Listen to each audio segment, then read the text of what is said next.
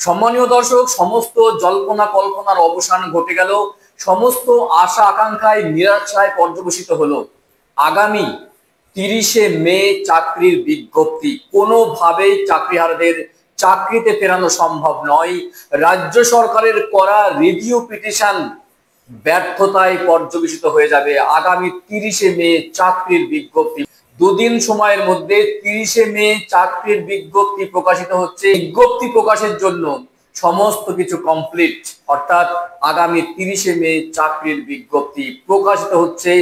2016 সালের 26,000 চাকরি বাতিলের জন্য বিজ্ঞপ্তি প্রকাশ করছে রাজ্য সরকার সুপ্রিম কোর্টের মহামান্য আদালতের নির্দেশে। তো কারা কারা আবেদন করতে পারবেন এই বিজ্ঞপ্তি অনুযায়ী, কত পদ সৃষ্টি হয়েছে, কারা আবেদন করতে পারবেন না, নতুনদের জন্য কি ব্যবস্থা গ্রহণ করা হচ্ছে, যারা অবৈধ বলে ঘোষণা হয়েছে তাদের কি হবে, তারা কি আদৌ আবেদন করতে পারবেন? যদি আবেদন করতে না পারেন তাহলে তাদের কি অবস্থায় হবে। এবং এছাড়াও আজকের ভিডিওতে জানিয়ে দেব মেন ভাইটাল বিষয়, সেটা হলো আগামী 30শে মে যে চাকরির বিজ্ঞপ্তি প্রকাশিত হচ্ছে তাতে মোট শূন্য পদ কত, এবং একাদশ দ্বাদশ শ্রেণীর জন্য কত শূন্য পদ সৃষ্টি হচ্ছে, নবম দশমের জন্যই বা কত শূন্য পদ সৃষ্টি হচ্ছে, আর গ্রুপ সি গ্রুপ ডি পদের জন্য কত শূন্য পদ সৃষ্টি হচ্ছে, তার বিস্তারিত আপডেট বা তথ্য রয়েছে আজকের ভিডিওতে। কেউ কোথাও যাবেন না, সঙ্গে থাকুন। ভিডিও ভালো লাগলে অবশ্যই একটা লাইক এবং শেয়ার করে দেবেন, চ্যানেলটি সাবস্ক্রাইব করে রাখবেন। চলুন দেখে নেই 30শে মে চাকরির বিজ্ঞপ্তি, তার খুঁটিনাটি। দেখুন, বলা হচ্ছে চাকরির আশায় মুখ চেয়ে বসে আছেন হাজার হাজার চাকরি প্রার্থী। অবশেষে মুখ খুললেন মুখ্যমন্ত্রী মমতা বন্দ্যোপাধ্যায় এবং আইনজীবী ফেরদৌস শামীম। 30শে মে প্রকাশ পেতে চলেছে নতুন চাকরির বিজ্ঞপ্তি, কিন্তু বড় প্রশ্ন, কারা এই নিয়োগ প্রক্রিয়ায় আবেদন করতে পারবেন? কেবল পুরনো প্রার্থীরা নাকি নতুন প্রার্থীরাও সুযোগ পাবেন? চলুন বিস্তারিত দেখে নেওয়া যাক।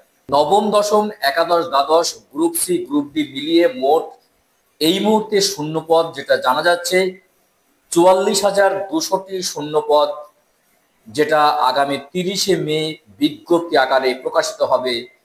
রাজ্যে এই মুহূর্তে মোট শূন্য পদ নবম দশম একাদশ দ্বাদশ গ্রুপ সি গ্রুপ ডি এবং নতুন শূন্য পদ মিলিয়ে 44,200টি। চলুন দেখে নিই যে নবম দশমের জন্য কত রয়েছে। 23,212টি। একাদশ দ্বাদশ শ্রেণীর জন্য রয়েছে 12,514। গ্রুপ সির জন্য রয়েছে 2,989। গ্রুপ ডির জন্য রয়েছে 5,488। অতিরিক্ত শূন্য পদ নতুন ভাবে তৈরি করা হয়েছে। নবম দশম শ্রেণীর জন্য 11,517টি। একাদশ দ্বাদশ শ্রেণীর জন্য 6,912টি। গ্রুপ সির জন্য 571টি। গ্রুপ ডির জন্য 1,000টি। এবার দেখে নেব আইনজীবী ফেরদৌস শামীম কি বললেন। আইনজীবী ফেরদৌস শামীম TV9 বাংলাকে জানিয়েছেন, যারা আগে পরীক্ষায় বসেছিলেন এবং যারা অযোগ্য বলে বিবেচিত হননি তারা আবার এই পরীক্ষায় বসতে পারবেন। দেখুন, ভাইটাল পয়েন্ট TV9 বাংলাকে তিনি জানিয়েছেন, আইনজীবী ফেরদৌস শামীম যারা আগে পরীক্ষায় বসেছিলেন এবং যারা অযোগ্য বলে বিবেচিত হননি তারা আবার এই পরীক্ষায় বসতে পারবেন। নতুন শূন্য পদ তৈরি করা হলে সেখানে নতুন প্রার্থীদের জন্য আলাদা অনলাইন অ্যাপ্লিকেশন দিতে হবে। তিনি আরো বলেন, এই নিয়োগ বিজ্ঞপ্তি কেমন হবে তা বিজ্ঞপ্তি প্রকাশের পরেই চুলচেরা বিশ্লেষণ করা হবে। এই মুহূর্তে তিনি আর মুখ খুলতে চাননি।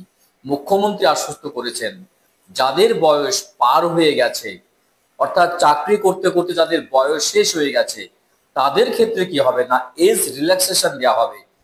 যারা আগে কাজ করেছেন তাদের অভিজ্ঞতার মূল্যায়নও দেওয়া হবে, অর্থাৎ যাদের বয়স শেষ হয়ে গেছে তাদের জন্য বয়সের ছাড় দেওয়া হবে বলছেন মুখ্যমন্ত্রী মমতা বন্দ্যোপাধ্যায়। কাদের জন্য না, 26,000-এর মধ্যে যারা বৈধ বলে বিবেচিত হয়েছেন তাদের জন্য। যারা অবৈধ বলে বিবেচিত হয়েছেন তাদের কথা এখনো বলা হচ্ছে না। তাদের কি হবে এই নিয়ে ভিডিও শেষের দিকে অবশ্যই জানাবো, এবং মুখ্যমন্ত্রী মমতা বন্দ্যোপাধ্যায় কি বলেছেন তাদের নিয়ে সেটাও জানাবো, সঙ্গে থাকবেন। যারা আগে কাজ করেছেন তাদের অভিজ্ঞতার মূল্যায়ন হবে, অর্থাৎ যারা কাজ করেছেন চাকরিরত অবস্থায় তাদেরও কিন্তু অভিজ্ঞতার কিন্তু মূল্যায়ন করা হবে। দেখুন, বলা হচ্ছে পরীক্ষা যারা বসতে পারবেন না তাদের জন্য কি ব্যবস্থা, কি জানালেন মমতা বন্দ্যোপাধ্যায়। আর গতকালের বৈঠকে সেটাই কিন্তু সিদ্ধান্ত হয়েছে। মুখ্যমন্ত্রী মমতা বন্দ্যোপাধ্যায় জানিয়েছেন তাদের পরীক্ষা দিতে হবে সঙ্গে এও জানিয়েছেন কোর্ট যাদের টাকা ফেরত দেওয়ার কথা বলেছে, যাদের পরীক্ষায় না বসার নির্দেশ দিয়েছে, তাদের জন্য রাজ্য সরকারের মানবিক কি ভাবনা রয়েছে তা জানাবো। মুখ্যমন্ত্রী বলেন, কিন্তু যাদের টাকা ফেরত দেওয়ার কথা বলা হচ্ছে, অর্থাৎ যাদেরটা বাতিল করা হয়েছে, তাদের বলা হয়েছে তোমরা এই পরীক্ষায় বসতে পারবে না, তারা অন্য বিভাগে যোগদান করতে পারবে। জানাচ্ছেন শিক্ষা দপ্তরের লোক দরকার। এবং কোন কোন পদের জন্য মুখ্যমন্ত্রী মমতা বন্দ্যোপাধ্যায় জানাচ্ছেন অযোগ্য বলে বিবেচিত হচ্ছে, তারা কিন্তু পরীক্ষায় বসতেই পারবেন না। অর্থাৎ 30শে মে যে বিজ্ঞপ্তি প্রকাশ হচ্ছে, তারা পরীক্ষায় বসতে পারবেন না। তার পাশাপাশি তাদের জন্য মানবিক হয়েছেন মুখ্যমন্ত্রী মমতা বন্দ্যোপাধ্যায়। তিনি জানাচ্ছেন তাদের জন্য শিক্ষা দপ্তরের লোক দরকার, ঘন্টা বাজানো, রুম পরিষ্কার, এই সমস্ত লোক দরকার। তাদের জন্য কিন্তু এই সমস্ত কাজ করা হবে বা এই সমস্ত কাজে নিয়োগ করা হবে। তার জন্য গ্রুপ সি, গ্রুপ ডি যে পদ রয়েছে, তাদের জন্য অতিরিক্ত পদ সৃষ্টি করা হবে।